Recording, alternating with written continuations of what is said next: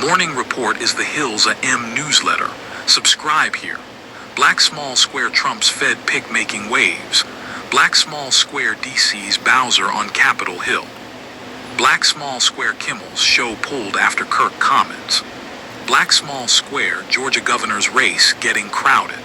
President Trump's newest pick for the Federal Reserve's Board of Governors is already making his mark as the lone dissenter from the agency's interest rate decision Wednesday. While the Fed voted to reduce interest rates by a quarter point, as expected, Stephen Miran was the only member of the 12-person panel to call for a half-point drop, which would have been a much more significant move for the Fed to take in one swoop. One voting member on Wednesday also signaled a desire to push rates down aggressively through the end of the year. While the Fed's projections are anonymous, observers instantly turned their attention to Miran, who has pushed for much lower rates. It was a whirlwind 72 hours for Miran, Trump's top economic advisor, who stepped back as chair of the White House Council of Economic Advisors to fill the remaining 4 months of an open board seat at a key moment for the central bank. He was confirmed by the Senate Monday, sworn in Tuesday, and voted Wednesday. The latest decision was the first time the Fed has lowered rates in 9 months, and it signaled 2 more rate cuts this year as the independent agency seeks to ease pressure on the weakening U.S. job market. Trump has long pushed Fed Chair Jerome Powell to lower rates, and while Powell has continued to express concern about higher levels of inflation, consumer prices rose at an annual rate of 2.9% last month. He acknowledged growing signs of weakness in the labor market. Our policy had been really skewed toward inflation for a long time.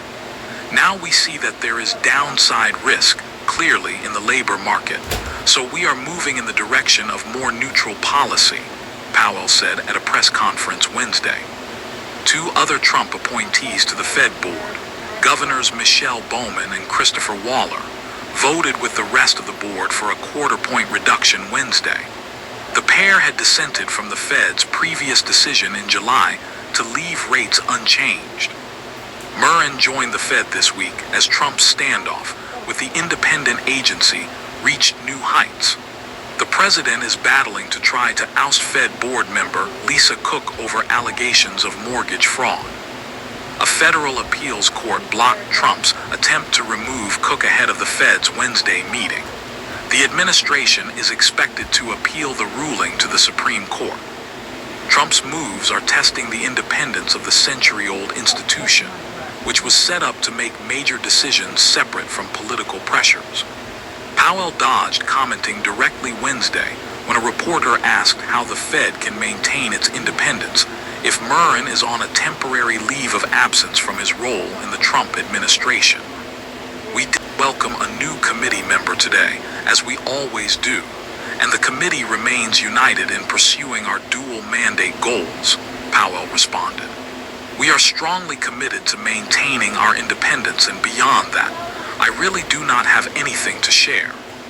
Black Small Square Axios. What is the Fed's third mandate? Trump, trade and tech. Trump will likely have an opportunity to react to the news of the interest rate drop during a joint press conference today with British Prime Minister Keir Starmer. The 2 leaders engaged in a bilateral meeting earlier Thursday morning, during which trade and technology were expected to be key topics of discussion. The BBC reported that a proposed deal to remove tariffs on UK steel was postponed indefinitely, dealing a blow to British hopes of added relief for another sector of their economy. That will leave in place the 25% tariffs on steel, still considerably lower than the 50% tariff in place for other countries. Trump said ahead of his visit that UK officials were interested in continuing trade negotiations while he was there. They would like to see if they can get a little bit better deal, so we will talk to them, he said. Wednesday's events were big on pomp and circumstance, as Trump met for the first time with King Charles III since the king's coronation. Trump is the first U.S. president to make a second state visit to the UK, having visited during his first term, when he met with then Queen Elizabeth II. Thursday's talks are expected to focus on diplomacy and government business, including the war in Ukraine, tariffs and investment in the US and UK. Several leaders of top US businesses will be on hand for a reception today in the UK, including OpenAI CEO Sam Altman and NVIDIA CEO Jensen Huang. Trump has emphasized his close ties to big tech leaders during his second term and hosted various technology heads for the first event at the newly renovated White House Rose Garden. Follow today's live blog here. Black Small Square CNBC. The UK is about to embrace Trump. The truth is, it needs him right now. Black Small Square Associated Press. Trump receives no warm welcome from protesters during visit. Smart take with Blake Berman. Powell has consistently said politics do not drive decisions at the Fed, but his comments yesterday touched upon one of the most divisive political issues: immigration. If you are looking at why employment is doing what it is doing, that is much more about the changing immigration. So, the supply of workers has obviously come way down, Powell said at his press conference, in which he explained why the Fed enacted its first interest rate cut of 2025. I asked Tricia McLaughlin, Assistant Secretary for Public Affairs at the Department of Homeland Security, about Powell's perspective. I think that we have the facts on our side, and I do not know if Mr. Powell is read in on the facts when it comes to U.S. immigration policy, McLaughlin said. Watch the full show here. Powell painted a much bigger picture, though, on the state of the economy, saying tariffs are impacting businesses and not necessarily exporters, while consistently expressing concern about the state of the labor market. Still, the fact that he made several comments on immigration shows the broad impacts from White House policy the Fed is currently taking into consideration. Berman hosts The Hill weeknights, 6 p.m., 5C on News Nation. 3 things to know today. 1. 3 police officers were killed after a shooter opened fire in York County. Pennsylvania, 2 other officers were injured. The suspect was fatally shot by police, and officials said there is no active threat. 2. An immigration judge ordered pro-Palestinian activist Mahmoud Khalou to be deported to either Algeria or Syria for not disclosing certain information on his green card application. It is the latest development in his months-long legal battle with the administration. 3. The House Judiciary Committee voted down motions on Wednesday from Democrats to subpoena records related to Jeffrey Epstein, including files related to the transfer of his associate Ghislaine Maxwell to a lower security prison. Leading the day, Bowser HEADS to Hill, Washington, D.C. Mayor Muriel Bowser D. will appear before the House Oversight and Government Reform Committee on Thursday as National Guard troops patrol the city she has led for a decade. Her testimony comes amid a federal crackdown in the district over the past month. Trump declared in August that the administration would take temporary control of the D.C.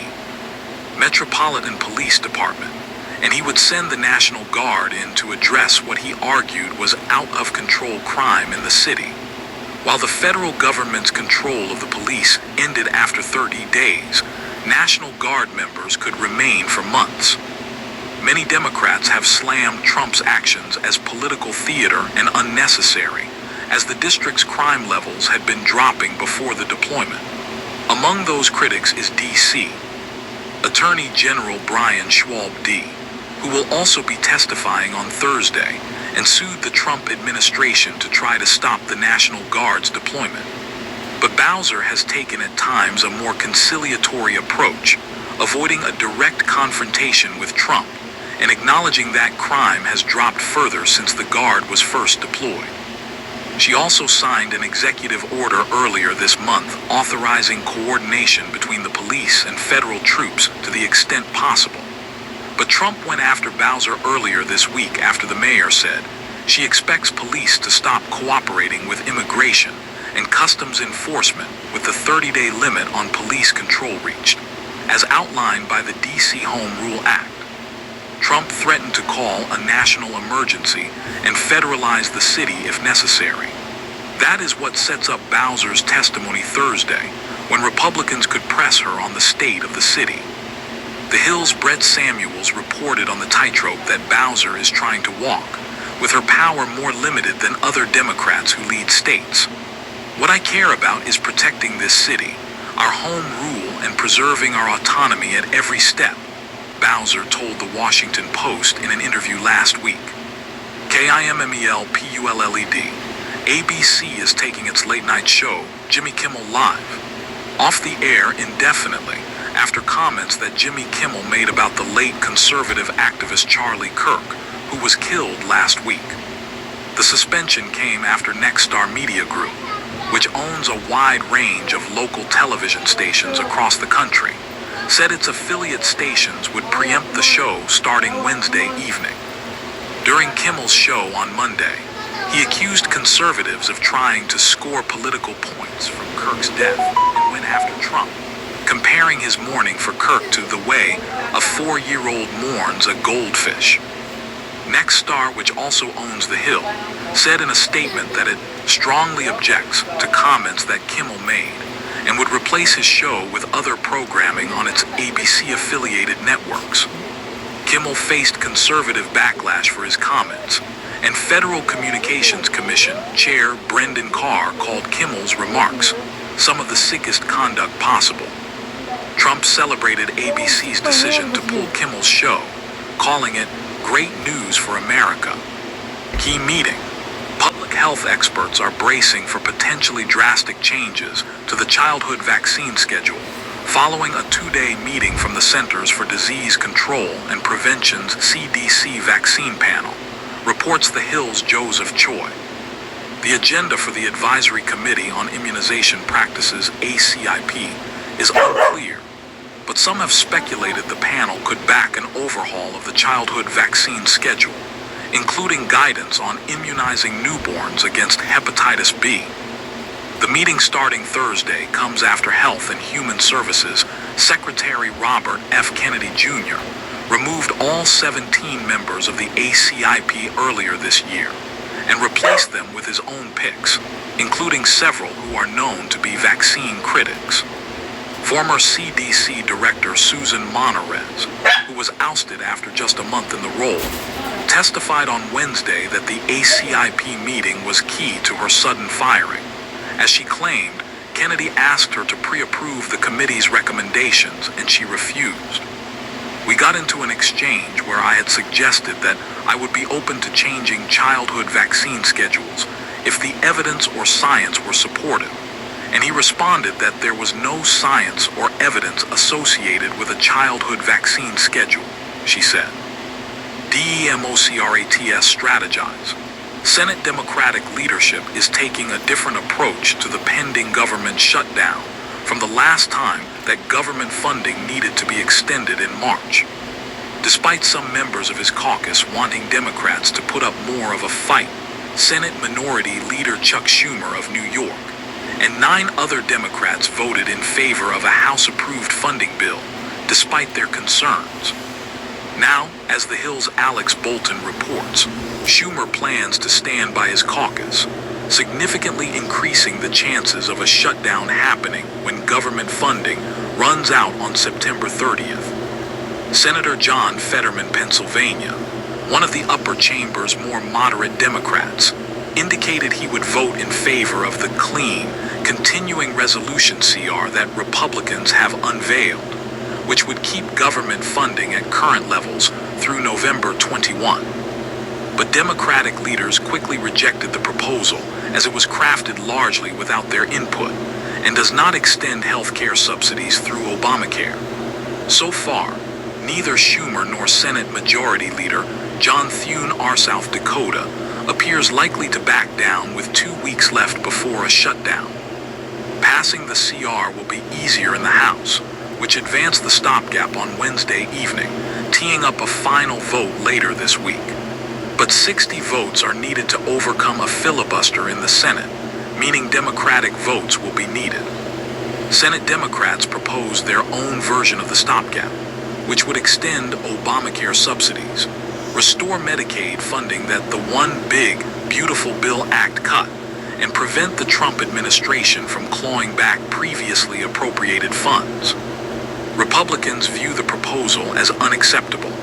Meanwhile, GOP senators do not seem too bothered by the idea of Schumer publicly discussing the possibility of a shutdown, reports The Hill's Al Weaver.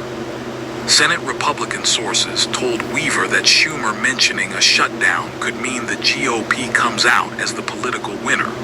People do not want dysfunction. They do not want a government shutdown. They do not want people taking a stand on stuff that does not impact them or they do not understand, Senator Shelley Moore Capito, R-W. Virginia said. Let Schumer be Schumer, a Senate GOP aide said. Black Small Square Fox News. Senate Republicans brand looming crisis a Schumer shutdown as Democrats dig in. When and where? The president will participate in a joint press conference with Starmer at 9:20 a.m. Eastern Daylight Time. He will depart the UK a few hours later and return to the White House this evening. The House and Senate will meet at 10 a.m. Zoom in. Sanders' declaration. Senator Bernie Sanders Ivermont said he believes Israel is committing genocide in Gaza, becoming one of the highest profile U.S. lawmakers to make such a declaration.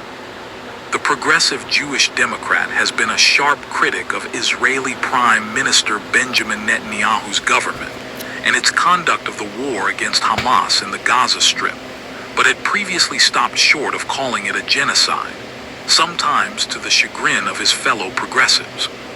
The change will likely not have much effect on Sanders' position on the conflict.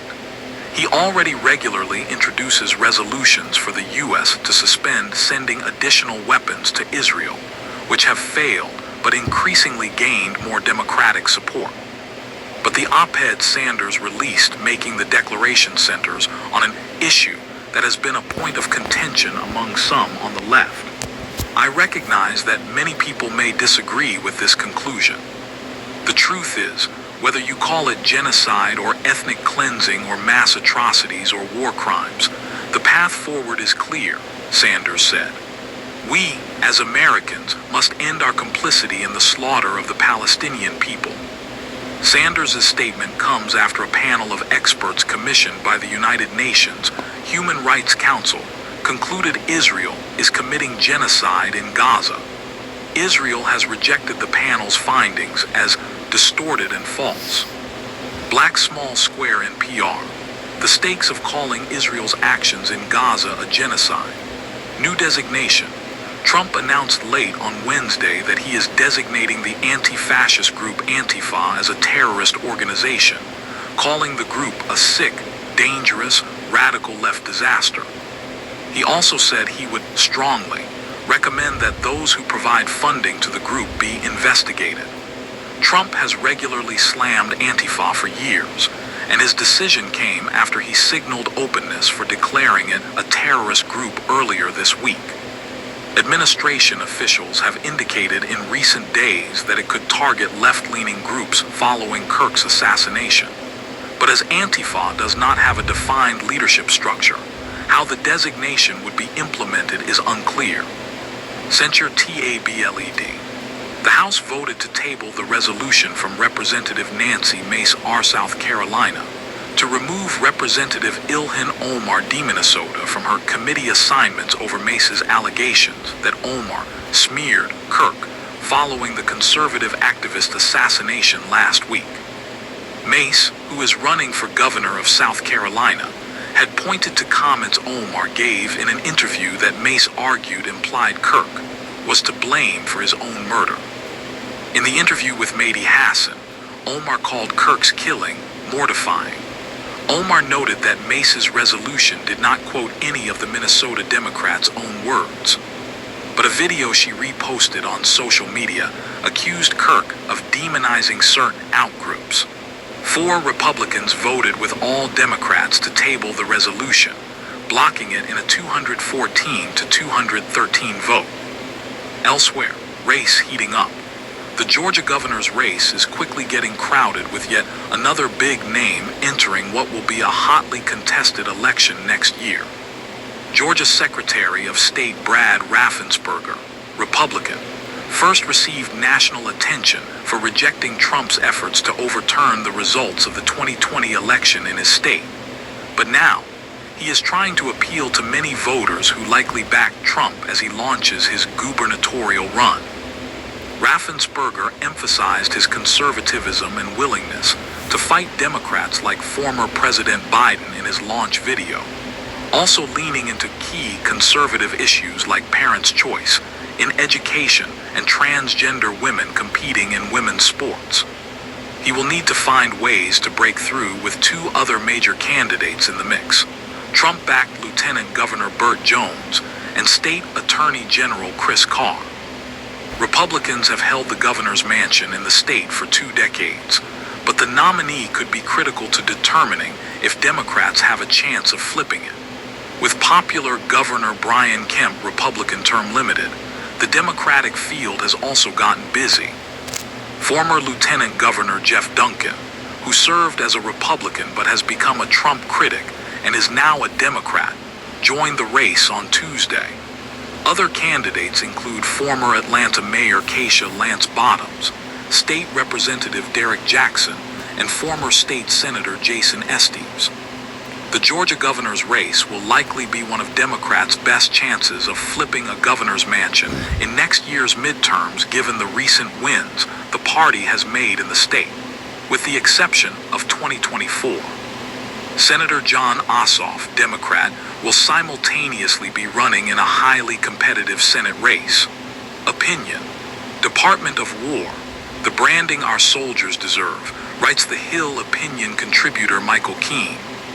The CDC and COVID vaccine deserve scrutiny, not elimination, writes the Hill opinion contributor Mark C. The closer. And finally, it is Thursday, which means it is time for this week's morning report quiz. Wednesday was Constitution Day, the anniversary of the date that delegates of the Constitutional Convention signed the country's governing document. Be sure to email your responses to jgans@thehill.com. Please add quiz to your subject line. Winners who submit correct answers will receive deserved newsletter fame on Friday. Which of these founding fathers did not sign the Constitution? 1. Benjamin Franklin. 2. George Washington. 3. Thomas Jefferson. 4. James Madison. What was the name of the governing document in place before the Constitution? 1. The Treaty of Alliance. 2. The Articles of Confederation. 3. No previous name. 4. The Directory. How many amendments to the Constitution have there been in history? 1. 24. 2. 26. 3. 27. 4. 29. In what city was the Constitution signed? 1. Philadelphia. 2. New York City. 3. Boston. 4. Washington, D.C.